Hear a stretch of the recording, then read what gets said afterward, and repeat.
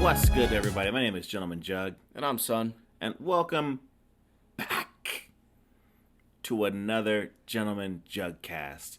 I believe this is episode 58. Maybe. It's probably 59. I believe in my soul that it's 58. How you doing today, boy? It's okay. Good. We got another movie to talk about this week. What's that movie this time, boy? Xmen First Class. Xmen First Class. Now, if you heard the 10-minute review that was on YouTube, exclusively on YouTube, then you already know what our rating is. This is more of like a spoiler type of thing. It seems like that's kind of the direction I've been kind of going in, is giving an unspoiled, filtered review, and then coming through with the spoiler review that tells you exactly how I'm feeling and such. Yeah. With video on YouTube. We gotta get into this movie. What's this movie called? Xmen First Class. That's right. I'm gonna take you on a little story there, boy. The year is 2011. I was there. You were there. Busy being a little baby bitch. So the MCU is kind of just like getting started. We've gotten a Thor movie. I think we had a Captain America movie at this point. The Avengers is basically just around the corner. And I was like, what is that? The Adventures? What is that? I know. It was a great time. A fantastic time to make an X-Men movie. We need one of these today. I know, right? We need a new X-Men movie today. But seeing as how like the MCU is like kind of like trying to tease that this is what's going down, they decided, let's go ahead and kick it off with Miss Marvel.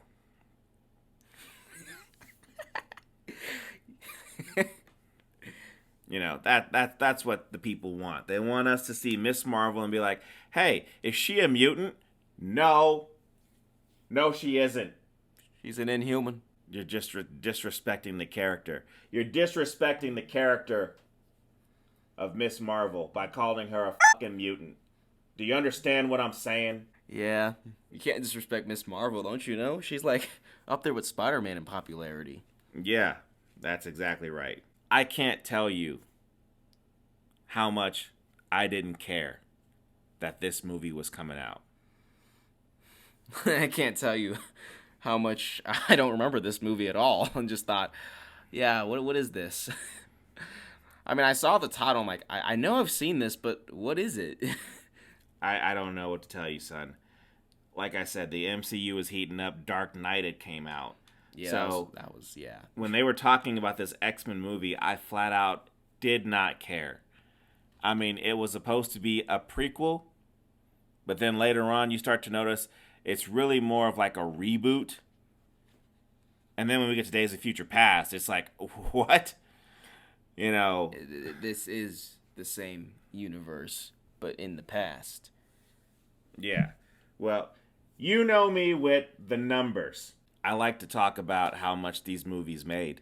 This movie here, it cost $160 million to make, but it only made $356 million at the box office.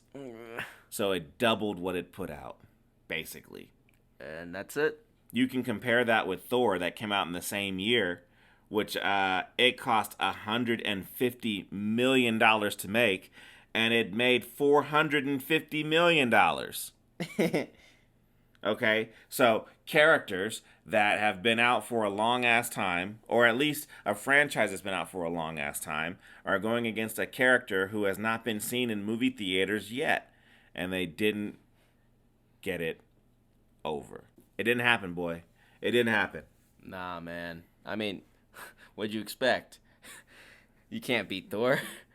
It's like Thor can beat all the X-Men by himself. I felt the intensity that this movie brought to me because I had wanted another X-Men movie.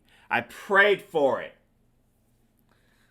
I want one Okay. now. I saw the X-Men 3, The Last Stand, and then after that was Wolverine. I was all over it. X-Men. You need to give me more X-Men. And they did in 2011. I mean, all I asked for was, I just want to see Wolverine more, you know? I don't really care about the rest. You want to see Wolverine in this movie? Boy, you are going to get it. So, check this out. All right. We're going to start this movie. Goes back all the way back to World War II again, where we get to see Magneto's origin story again. I mean, it's not as many times as Batman, so I'm good. Not there yet. I swear. It's You know that the next X-Men movie is going to have Magneto as the bad guy, and they're going to show his X-Men Origins Magneto backstory again. Now, what they need to do for every time they show it, they have to have him pull the gate every time with his powers. His gate, the gate, needs to get ripped open every time, and somebody needs to hit this child in the face with the butt of a gun. Every time. Every single time. And then Then you can do it in slow motion when they reboot the series again. Then you can do it in upside down. Then you can do it with one guy wearing a clown mask.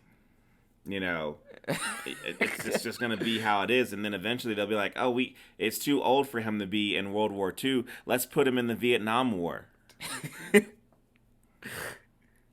is what it is. So now, I'm fine with every it. time you see his origin story, you can say it's a Vietnam flashback.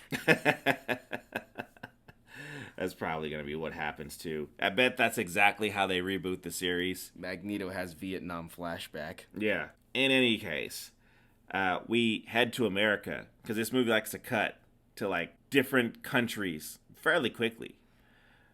You know, as the X-Men normally do. Yeah, as they do. You know, they don't just sit there and start in Canada and end up in New York and stay there for the next 3 movies. You know, No. They go to America, Russia. Yeah, Russia, Mother Russia. Anyways, an American child that can shapeshift, like, breaks into Professor X's, who is also a child, a mansion. Child X. Yeah, Child X. You know, Kid Fesser X. I'm sorry. I take it back. Okay? Kid Fesser. I take it back. Look, I'll cut the theatrics. All right, we know who these people are. It's Professor X and Mystique, and whatever. Okay. They meet. Yeah, they met. And he said, "You don't have to hide anymore." Yeah, we're good. You don't have to hide anymore. You can have all the bacon that you want, and that's really what the American dream is. You know, you just want to be able to sit in a comfortable house and just have a plate full of bacon. Right? Yeah. I mean, that's what I want. I mean, I can't eat it because I'll get fat, but you can make it happen. I mean, when there's a will, there is a way. And I got to tell you, there is a will for me to eat an entire plate of bacon. I will shotgun that plate of bacon. Okay. I'm sorry. But speaking about bacon, that's who our main villain of this movie is, played by Sebastian Shaw is his name, but the actor, Kevin Bacon. See, it was all planned the way we talked about bacon. It was not improvised at all. Am I screaming into the void too much? No. I don't think you're screaming. You're just talking normally to me. I am sitting right next to you. Anyways, he's trying to make a young Magneto use his powers because he saw what happened. I assume he saw what happened. You know, they didn't show his face looking at this boy rip a gate off the freaking hinges. So he knows. Yeah, he knows. So he wants him to make a coin move, and his incentive is, you make this coin move and I won't shoot your mom in the face. You know, well, baby Nito doesn't have the ability to do that, so Kevin Bacon shoots his mom in the face, and this allows Magneto to lose his mind and tear up a room. It's supposed to be emotional, but I just didn't feel it. I was like, well, that's kind of sad. I don't know. The gate had made me feel more emotion when he ripped that gate open. It was hurting. And then he got hit in the face. With the butt of a gun. I was like, that's some emotion right there. It sucks, man. It sucks. We jump forward to a time jump. 20 years later, Magneto is all grown up, being played by heartthrob and media sensation. I've seen the shows. I've seen him. He's being played by Michael Fassbender. Do you not know that name? Yeah, I do. Oh, okay. You're just looking at me like, who the hell is that? No, I know. I'm going to tell you. He's Magneto here. And he's grown up with revenge on his mind. Okay? We cut to Professor Xavier, who's also all grown up, being played by James McAvoy. And James McAvoy is basically doing exactly what I would do if I had mind reading powers. I'd be hitting on girls left and right. None of you would stand a chance, not a single one. None of you.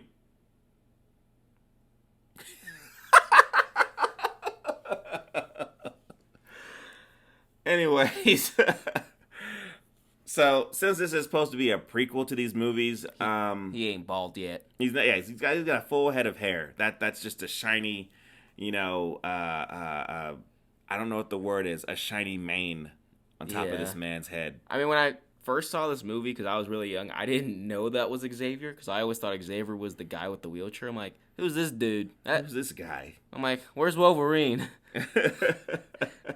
Oh, you'll get your Wolverine, boy. It's gonna happen. It's not an X-Men movie without Wolverine. Yeah. It's just not. One thing that I didn't understand, because since this is a prequel, is that Professor X and Mystique apparently have a far more personal relationship. Now, in the year 2000, when the original X-Men movie came out, Mystique basically, I guess, put Professor X into a coma using Cerebro. Now, they have a very personal relationship here, so how the hell did she have the feelings to be able to do this? Look, between this movie and that one, some stuff happened. Yeah. And he broke her heart. Or something. Something happened. Yeah. Anyways, Magneto begins his hunt. And it looks cool. He kills two guys in a bar. Neato. It was neato. I enjoyed it. Cut back to America. We got Emma Frost, who's working with Sebastian Shaw. She's escorting a general to go meet him. And this character, Mariah McTaggart, is there because she's here working for the CIA. And she's able to sneak in because she's, strips down to her underwear. And, the girl's attractive. She's being played by Rose Byrne. That's her name, son. That's her name. Okay. But then the general gets attacked by the Hellfire Club, and this basically, what Shaw is trying to do is have Russia and America move missiles towards Cuban and basically kick off the Cuban Missile Crisis.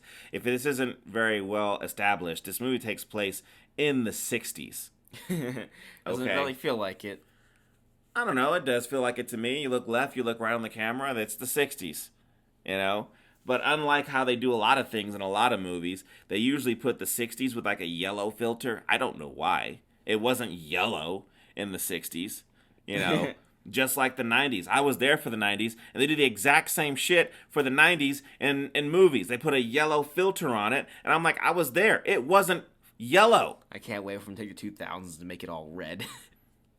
Was the 2000s red? When you look at movies, was it red? It felt more blue. Yeah, it's probably blue. 2000s to be blue. Yeah, it felt more blue. Maybe 3000 you get all red and stuff. Maybe. I don't know. Because, it wasn't blue in the 20s. Those time period, the 2000s to the 2010s. It wasn't blue. It was like how I saw it. How did you see it?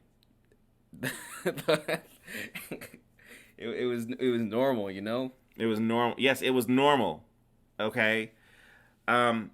Anywho, moving on. Mariah decides to go and meet Professor Xavier because she saw a couple of mutants, Azazel and I cannot remember that mutant's name. I think it is Riptide.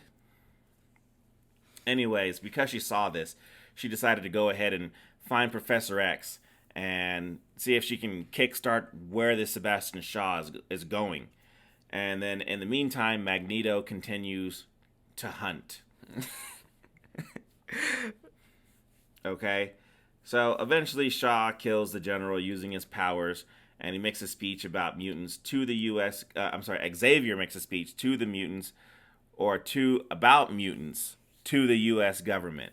Now, let me tell you something about Shaw's powers. I don't know Shaw that well.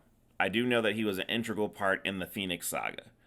Okay, I believe he was trying to make sure that Jean fell in love with him when she was the Phoenix during that particular time period. Here, his abilities are that he can take, like, I don't know, we'll say a grenade, because that's what he uses there. He can have it explode, absorb that energy, and then disperse that energy at will. Now, apparently, him being able to do so allows him to remain young. Okay? He's practically indestructible because if bullets hit him, he just absorbs the energy from the bullets. Okay? The only thing that we won't talk about what kills him yet. But he's got a nice helmet, I guess. Eventually, and this helmet it looks like a silver Magneto helmet. It does. It looks like Magneto didn't make it. Yeah. Because this is a prequel, you always gotta have that, oh, that's how he got that fucking jacket. Oh, that's why he has those claws. Oh, that's why he got those dice. Yeah. Stupid crap like that. Or like, oh, so that's how he can't walk. Thank you for flying the Kessel Run, young Han Solo. We find out that Emma Frost also has the ability, when she turns herself into a diamond, she has the ability to also block Charles Xavier and his powers. The reason why this is going down, why they're fighting, is because Charles Xavier has tracked Sebastian Shaw to an underground actually a yacht, really a yacht. And in this yacht, Magneto has finally found where Shaw is as well and decides, I'm gonna go attack him. And he loses to Emma Frost. He wasn't ready. He's not the guy you know later. He's not the guy you think he is. Okay? So not yet. So after this defeat, Charles takes Magneto to, I guess it's a facility. I mean, this movie is very long. Yeah. Okay. And with that being said, they go to another facility and they learn about Cerebro. They meet Beast. Beast being played by Nicholas Hoult. And I'm sorry, I didn't say Jennifer Lawrence plays Mystique, but I mean, I guess that's not that important. She's not the biggest star in this movie, Give it time. I mean, she's just a young, aspiring actress. She hasn't really done much in her career at this point, besides be Mystique. Yeah. I mean, Mystique's not really a main character in any of the Xmen movies. But whatever. So, Beast is making a serum, and the serum is meant to... What's it supposed to do? It's supposed to remove your mutant abilities. No. Let me start over. This serum is meant to hide your mutant looks, but allow you to keep your powers. Yeah. Okay? So he has big feet, and this will basically take away his big feet and allow him to still have the powers of having the big feet. He just, doesn't have big feet. That's what this is supposed to be. And they talk about it for a while, and then of course, the friendship between Mystique and Beast begins to blossom, and also the friendship between Magneto, or as I wrote here, Mag, and X, which is what I call Xavier. X begins to blossom as well. X-Mag. X-Mag. Mag-X. So let's talk about Cerebro. Apparently, according to this movie, it's Spanish for something. I don't know what it was. So it was used to locate further mutants to add to this group. And who is one of the mutants that we get to see? Oh, it's Wolverine. Good old Logan. It's like the only thing I remember about this movie. I remember watching the movie being like, when does Wolverine show up? And he shows up for this scene, and I'm like, yes, he's gonna be in the movie. All right, let's go. I'm in this movie now. Let's go. I'm ready. I'm not bored anymore. Was he in the rest of the movie, boy? No. He didn't even work out for this particular role. He was just sitting in a bar, just drinking a shot. And they say, you want to help us? Go fuck yourself. That's basically what he said. Go fuck yourself. And that's when I checked out. Yep. I'm like, oh, okay, fine then. Look, the movie is interesting. It's just long. That's all it is. It's an interesting movie, and it's long. Okay, so they find, I don't know, what, 7 mutants? For me, these mutants may as well be the Eternals. They may as well be the Inhumans. Okay? Havoc, Scott Summers' brother. They never mentioned that. Yeah, this girl's name is Angel. She basically, they call her Angel, but give her freaking dragonfly wings. What's the other guy? They got Banshee in there. Yeah. Fine, cool, whatever. He's the one they actually paid attention to. They paid some attention to this clown. Okay, great. And then, the rest, I don't even know their names. I don't even care. Okay? They're just bodies for Sebastian Shaw to get through, right? Yeah, and there's that one guy who adapts to stuff. That was the guy I was talking about. Yeah. I can't remember his name. I'm going to call him the adapter. Now, that sounds like he gets, things plugged into him. But, well, he was he tried to be like Aquaman and be the fish man, but it didn't work too well. No. Or I guess... I don't remember his name. In this universe, he tried to be like Namor. It didn't work too well. No, it did not work. So, look, these guys these characters are showing off their powers one day, and they break a window. Yeah, they break a window. They upset Magneto and X, and then everyone, they just walk away. They don't do anything. I mean, look, Magneto here to me has shown more anger than he ever showed in the Tridge. Okay, and I enjoy this Magneto more. He actually does Magneto things. Yeah. Or at least it feels like he's doing more Magneto things. I love it. It's great. I'll say, young Nito's better. Young Nito is better. To me, anyways. I don't hate Ian McKellen. He's a great Magneto, but I like this one. Okay. It's like the Origins version of Magneto seems to work. Yeah. He's got first class. Yeah. He's got first class rights, yeah? I'm going to go ahead and skip to the part where apparently Shaw decides he wants to go ahead and kill some people, so he shows up at the base, and he ends up, taking out a bunch of mutants, a bunch of guys and, one mutant.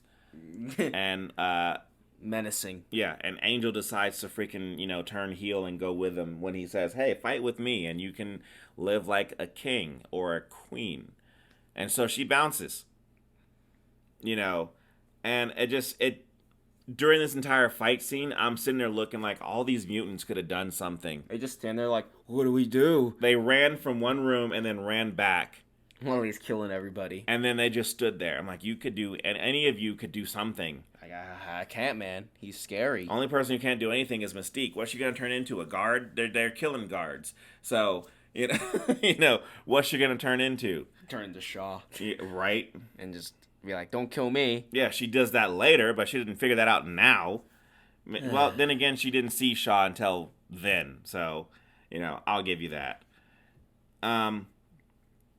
So, Xavier comes back. shows the crew his mansion that you kind of see from the X-Men movie. It's not even nearly as big, but whatever.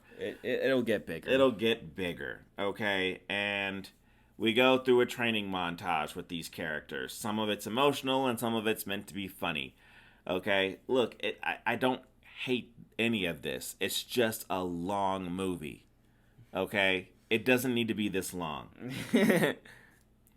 So I just think what's funny to me is that they show Xavier, like, he trains all of them, which I get, but it's just funny that they all destroy him. I mean, they dwarf him as far as powers, but Xavier can shut them all down. He's the strongest one there. Yeah. He shut them all down. And there was that scene where he tried to run. Well, he was running to show Beast not to hide. You know how to hide who you are, and you won't beat me unless you let go. And boy, did Beast let go. He went ahead and took that serum. And then what happened to him? He turned into a beast. He's all blue. I don't know where that... You know what? I'm going to go ahead and go on a limb and try to explain some science behind this. And I could be completely wrong. Oh, no. I know, right? Bill Nye. Well, Bill Jug. Gentleman Nye. Yeah. So he took some of Mystique's blood so that he could help make this serum. Then he took the serum himself, and he grew a bunch of fur and turned blue. Now Mystique is naturally blue, so maybe he was supposed to grow a crap load of fur, and then because he grew a crap load of fur and it was from Mystique, it turned blue. Because if he hadn't taken Mystique's blood and he took it, he probably would have just been a brown-furred, monster instead. Right? Maybe. I'm just throwing that out there. Okay? So, we're coming toward the end of this thing. During the crisis, both sides, Russia and America, are at Cuba, or at least close by it. And they're about to, fire nukes at each other, or fire missiles at each other and begin the Cuban Missile Crisis. And Professor X manages to gather one of the Russian... Now, he could have grabbed an American, but he grabbed one of the Russians, and he made him shoot a ship that was going to cross the line, that was going to actually start the shooting, the bombing. Okay, well, once that ended up in stopping the whole entire thing, here comes the X-Wing. The Blackbird. And Magneto, who knows where Shaw is underwater because Banshee showed him where he was, pulls the sub out of the water. Now the entire world knows that mutants exist because Magneto made a sub float. Which is fine. I'm not complaining about that. Eventually, through some shenanigans, explosions happens where the sub falls on the beach that's closest to the missiles, and also the Blackbird falls into the heap as well. This splits up all the mutants so they can go off and do their fighting, and some of the fighting is cool, some of it looks absolutely stupid. Okay? It just is what it is. But all this is just to get to the very end. See, Shaw thinks he's going to go ahead and just nuke something anyways, so he decides, I'm going to go ahead and absorb all the power in this sub that I have that's nuclear, and I'm going to let all that energy go somewhere and blow everything up and kickstart this freaking war anyways. What's funny is that when he absorbs all the energy, like, he splits in two and then he, starts doing all the weird faces, like... Well, I mean, they're trying to show that he's sucking up power. I guess, but did he have to go? He's like... It just looks... I'll give you that. It looks weird. I'll give you that. He's like, what is going on? He's like... Maybe he's moving super fast. I don't know. Don't ask me. I don't know. I'm like, okay, dude, you good? Yeah. So, apparently, Professor X can't figure out where Shaw is, but he knows that he's in that sub. So he sends Magneto in there, who has told Professor X, I'm going to kill this son of a bitch. Okay? So, you could tell him, hey, listen, I'm going to stop you before you do that. But what ends up happening is that during this whole entire process, Magneto actually does get into a room with Shaw and learns that the helmet cannot allow telepaths to come through and control him. So during their struggle, during their fight, Shaw's whipping Magneto's ass, and Magneto manages to get the helmet off of Shaw. And then he puts it on, and he Yeah. turns heel. Yeah, then he was already heel, he just turned more heel. Yeah. You know, and seeing as how Professor X is in a conundrum, he can't let go of Shaw because he took over Shaw to make this all to happen. You know, and so he's got the power to hold Shaw, but he can't stop Magneto from taking the coin that Magneto had in the very beginning, the Nazi coin, and shoving it through Shaw's head in super slow motion. And it's funny, it's like Xavier's like, no. He was screaming in slow motion, even though he was screaming in regular motion, but the coin was going in slow motion into Shaw's head. He's like, stop, stop, stop. And then it just goes in slow motion to his head. He's like, stop. I don't think he sounded like that. But okay. Magneto begins his speech where he says that mutants are the next evolution, and he is right. Okay? Right then, America and Russia decide to aim their bullets or their guns at the island and fire. And Magneto stops the missiles and fires them back. Charles attacks Magneto. Moira shoots Magneto with a gun. Magneto starts deflecting bullets because of course he can. And one of them hits Charles in the back and he is paralyzed. And when I saw that, I was like, what? That's how? That's how. Hey, what did you want him to do? What did you want to have happen? I want him to like fall out of a plane. And then be paralyzed from that? No, he would hit like a mountain. And then he would hit a mountain. Go on. he would fall out of a plane, hit a mountain, and then like fall down like a waterfall or something. And then he's paralyzed from the waist down. Yeah. God. That's how it should happen, but instead he just gets hit the gun. He's like, the gun. It's too weak. It's too weak. I should have fell off of a freaking mountain and into a waterfall. Yeah. That's what the boy says. Yeah. Fall off a freaking mountain and into a waterfall. That'll paralyze him real good. Yeah. You're a fool. A fool. In any case, look. For some reason, he tells Mystique to go with Magneto. He's like, go with him. Well, because he was reading her mind. Oh. You didn't pick that up? Yeah, I did. You didn't. You didn't pick up that the freaking mind reader wouldn't know what one of his friends was thinking? But why would he let her do that? What's he gonna do? Stop her? I mean, he could. He could still shut her down. He could shut everybody down except for Magneto, but Magneto's right there.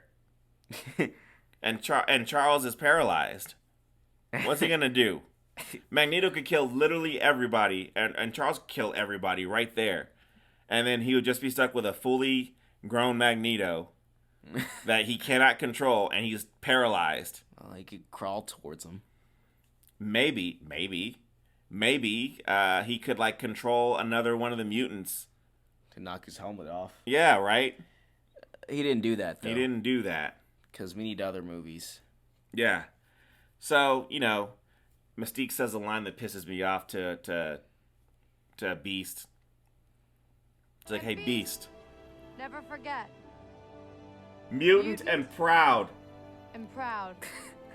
He's like, I'm a blue monster. I am fucking blue. And I can't shapeshift. I can't do none of that shit. Are you fucking kidding me? I'm blue because of you, bitch. I think that's what he was thinking. I think that's what he was trying to say. Yeah. Okay. But this is practically the end of the movie. So, Professor X is in a wheelchair now, and, he's on his way of being, I guess, the greatest mutant mind or mind in our time or whatever. Yeah, and so at the end, which clearly could have been like an end credit scene, but they chose not to do it, they let Magneto get some new threads and bust Emma Frost out of jail. So, have a full heel turns going on. Yeah, look, like I said, I didn't hate this movie. I thought it was fine. It was long. It was very long. But I'm not against any of that. I think this is to me, it's worthy of the 3 that it got from me. you disagree, obviously, because you gave it a 2. Yeah. You know, I mean, the highest 2 I can give it. the highest 2. Yeah. Okay, that's fine with me. I don't care. Hey, look, I hope you enjoyed that, especially all my bullshit of me sitting there screaming into the void. Yeah, now I need to think of something. I don't know. Maybe it's third person time. Maybe you don't do anything. Maybe you just sit there like a good little jug and just, just commentate off for what I'm commentating. Maybe that's what you do. Well, I've been doing that. Yeah, that you can't ruin a good thing. Well, I mean, I could shout too. You want to shout? Go ahead, shout. Ah!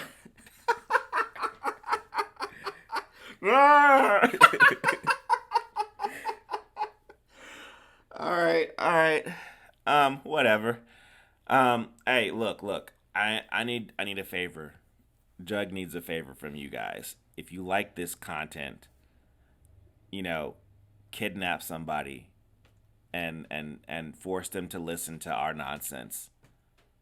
Okay, kidnap them real hard, and feed them a Whopper.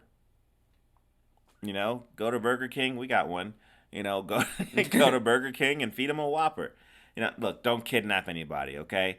Hopefully they didn't stop listening after I said kidnap somebody. No. But make somebody watch this, make somebody listen to this, and then you do it again yourself, okay?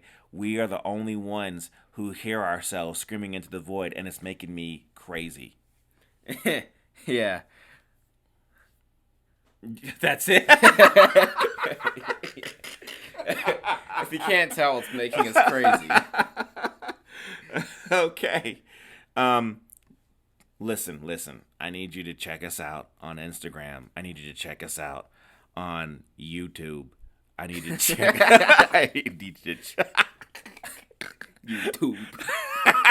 I wasn't trying to say it like that. I need you to check us out on all the the Twitter and the Instagram. Okay, I need you to check us out on all that stuff. Okay. What about Facebook? I don't care about Facebook anymore. Nobody reads Facebook anymore. Oh. They're not even called Facebook. I think they're called Meta or some shit. Okay. The metaverse. I need you to go on there and say what's up. Send the likes, send the dislikes.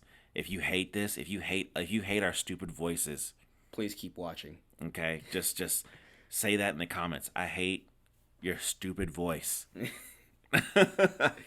I hate when you scream into the void. I hate you, Jug. Damn it, Jug.